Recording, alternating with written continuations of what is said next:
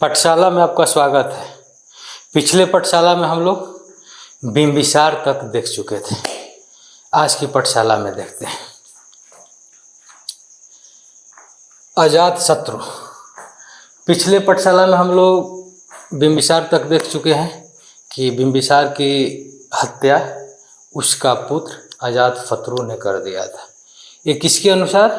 बौद्ध ग्रंथ के अनुसार, यानी बौद्ध धर्म के अनुसार यह मान्यता है कि बिंबिसार की हत्या उसका पुत्र अजातशत्रु ने किया है।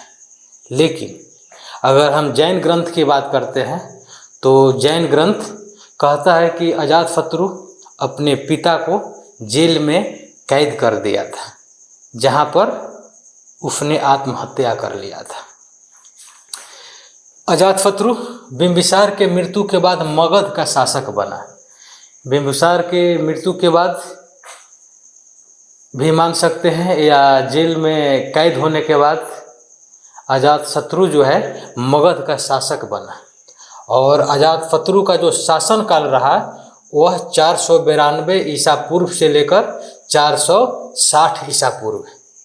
अजातशत्रु का उपनाम कुनिक है। जिस तरह बिंबिसार का उपनाम श्रेनिक था, उसी तरह अजातशत्रु का उपनाम क्या है? कुनिक है। अजातशत्रु को पितृहंता के नाम से भी जाना जाता है। पितृहंता, पितृहंता मतलब क्या? जिसने अपने पिता का हत्या किया, जिसने अपने बाप का हत्या किया। अजातशत्रु को पितृहंता के नाम से जाना जाता है। अजातशत्रु का युद्ध, अजातशत्रु जो है, अजातशत्रु एक महत्वाकांक्षी राजा था और उसका जो लड़ाई हुआ वो उसका परिवार से ही शुरू होता है। जैसे अगर हम वैशाली की बात करते हैं या कौशल की बात करते हैं तो कौशल जो नरेश थे, जो प्रसेनजीत थे, उनसे लड़ाई हुआ, जो उनका मामा लगते थे। अजातशत्रु का मामा का नाम प्रसेनजीत, लेकिन लड़ाई उसी से हुआ। क्यों?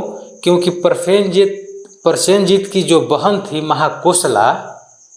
महाकोशला के मृत्यु के बाद जो प्रसेनजीत ने बिंबिसार को काशी दिया था दहेज के रूप में, जब उनका बहन मरी तो प्रसेनजीत ने काशी पर अपना अधिकार कर लिया। काशी पर अधिकार किया तो फिर अजातशत्रु के साथ युद्ध करना पड़ा और प्रसेनजीत इसमें क्या हुए? पराजित हुए और अपनी पुत्री का विवाह, जिसका नाम वजीरा था, उसका विवाह अजातशत्रु से करना पड़ा। इधर भी रिश्तेदार, हम वैशाली की बात देखते हैं तो वैशाली भी अजातशत्रु का अपना ही रिश्तेदार था, अपना ही रिलेटिव था, संबंधी था। जो अजातशत्रु का जो फौतेला भाई था हल और बेहल, हल और बेहल कहाँ चला गया? अपने नाना के पास चला गया। अजातशत्रु के डर से हल और बेहल कहाँ चला गया? अपने नाना, उनका नाना के क्या नाम था? चेटक। अजातशत्रु को ऐसा लगा कि जितना हीरा मोती जवाहरत जितना है, जितना रत्न है, वह सब लेकर चला गया, यानी वह भाग गया सब लेकर। और उसका संरक्षण कौन दिए? नाना। इसके कारण अजातशत्रु ने वैशाली पर आक्रमण किया, क्योंकि उस समय वजिश जो संघ था वो 8 राज्यों का संघ था, एक समूह था, राज्यों का एक समूह था। तो अकेले अजातशत्रु को जितना मुश्किल था, अकेले लड़ना मुश्किल था, तो उसने क्या किए? उस संघ में फूट डाल दिए, जासूसी कराए। जासूसी किसे कराए? वर्षकार।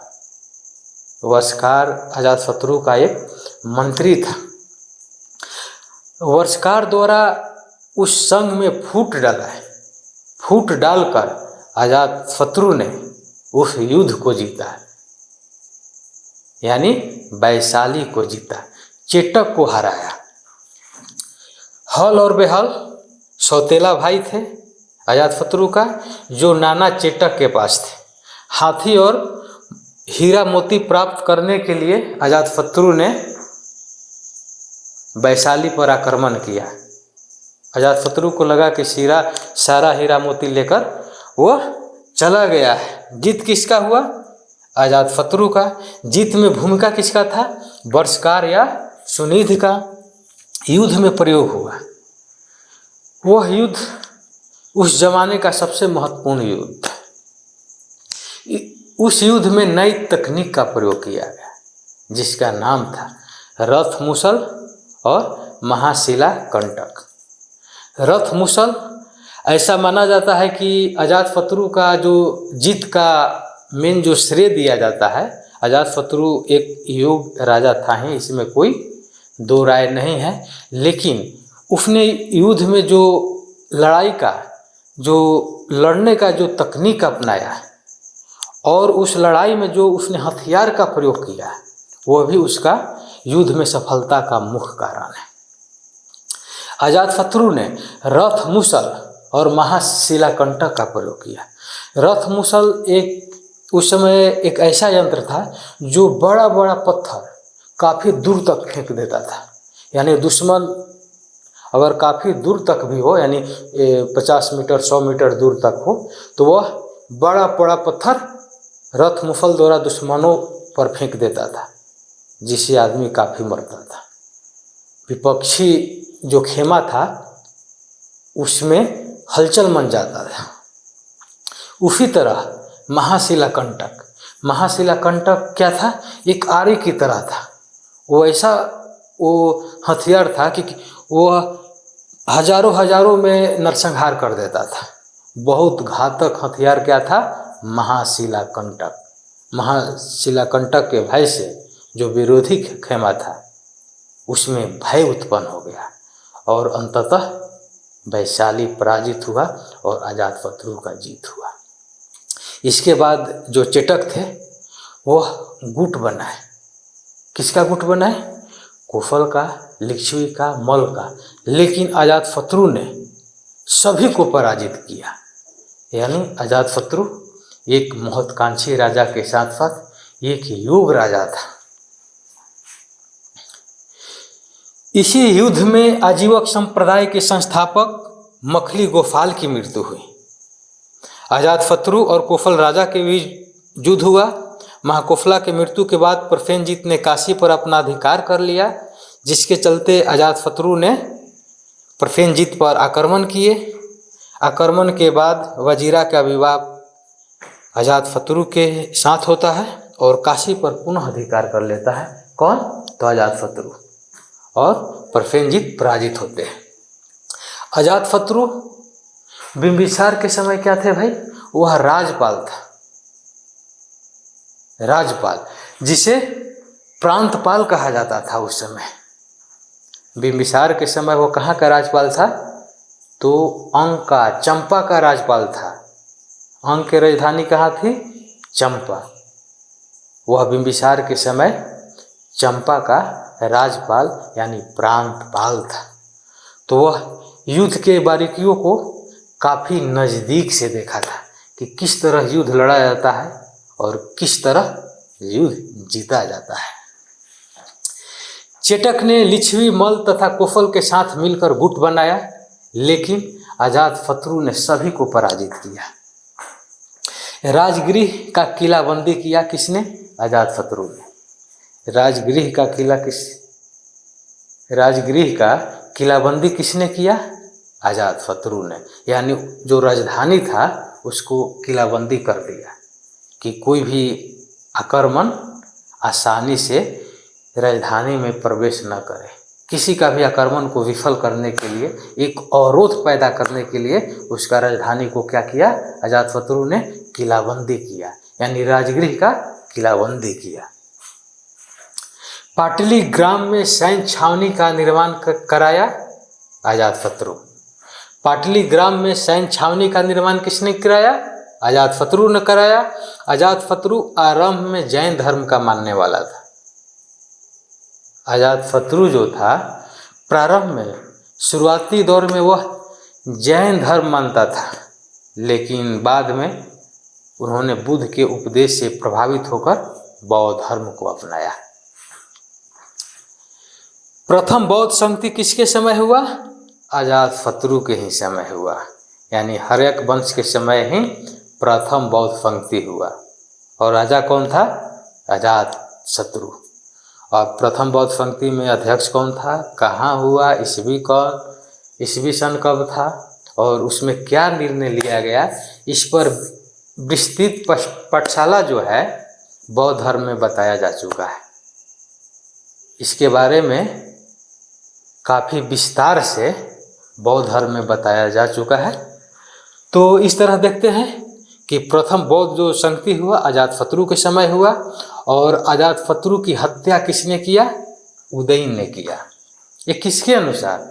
बौद्ध ग्रंथ के अनुसार ऐसा माना जाता है कि अजातशत्रु का हत्या उसका पुत्र उदयन ने किया। बौद्ध ग्रंथ के अनुसार अजातशत्रु की हत्या उसका पुत्र उदयन ने किया। और अजातशत्रु इस तरह देखते हैं कि मगध पर 32 बरस शासन किया।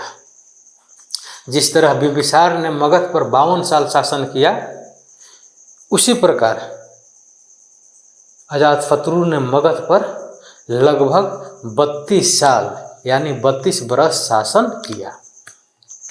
फिर देखते हैं उदयन। अजातशत्रु के बाद मगध का शासक कौन बना? तो उदयन बना। उदयन का पिता का नाम अजातशत्रु। पाटलिपुत्र का निर्माण किसने किया? उदयन ने किया। और राजगृह से जो मगध का राजधानी था वह पाटलिपुत्र किसने लाया? तो उदयन ने लाया। यह जो प्रश्न है हर परीक्षा में बराबर आते रहता है। राजगृह से मगध की राजधानी पाटलिपुत्र किसने लाया? तो उदयन ने लाया। अजातशत्रु के बाद मगध का शासक उदयन बना। उदयन का पिता अजातशत्रु। पाटलिपुत्र का निर्माण उदयन। राजगृह से पाटलिपुत्र राजधानी लाया उदयन ने।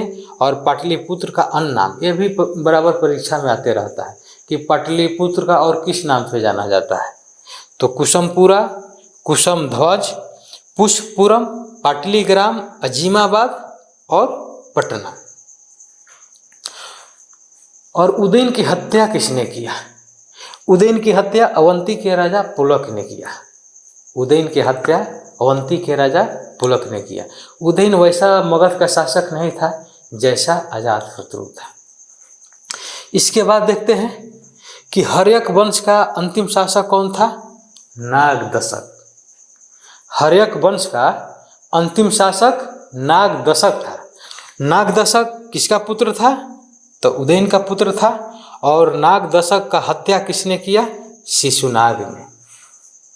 नागदशक की हत्या शिशुनाग ने किया।